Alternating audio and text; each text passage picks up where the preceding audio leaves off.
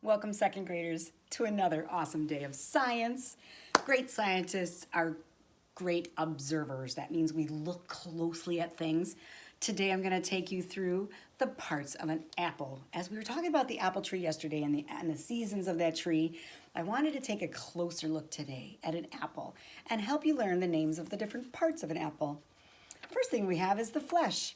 That's on the very inside. That's the white part that I love to eat. When I was little, my dad used to peel the apple away to the outside part and just give me the flesh. He'd had cut out the very inside and the very outside. That's the flesh. That's that yummy part that's so tasty. Another part of the apple is the skin. And that is sometimes what we peel. If you want to peel the skin off, a lot of people love eating the skin. That's the outside edge. And we know on some apples are kind of red, some are kind of yellow, some are green. Granny Smith apples, those are delicious. The stem is super important up there at the top, that brown part, and that's what was connected to the tree.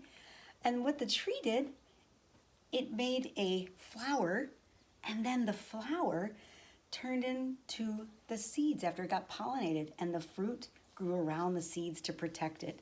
So we're going to think of this fruit as a big protective great coat for the seeds. And it all started from that stem hanging on. That's where the flower was, hanging on to the tree. The seeds are so important on this picture. They look like a little heart.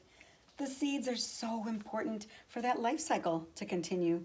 After the apple drops to the ground and the fruit might decay away if nobody picks it, the seeds can get buried into the ground and up sprouts a new tree. That's our life cycle of an apple tree. The very core, my dad used to peel away too so that I wouldn't eat it. It's just what's right around the seeds there. Those are parts of an apple. One more. Oh, this leaf. You guys know how I feel about leaves. I'm going to put it up here.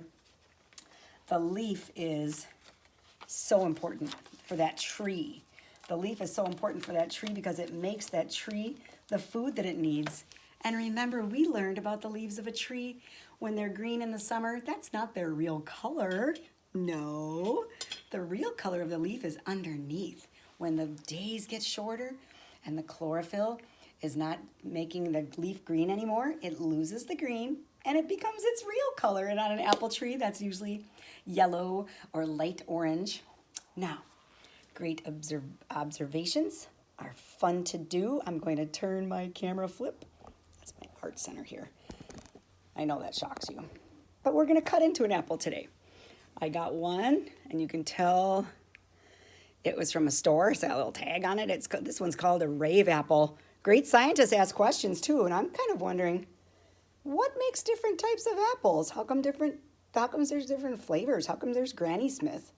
It's just a good question. That's what scientists do. So I used my sharp knife, and I opened it up, and I can see there's our core that we don't eat, and those are little seeds tucked in there. They're so tiny. I'll set one on top.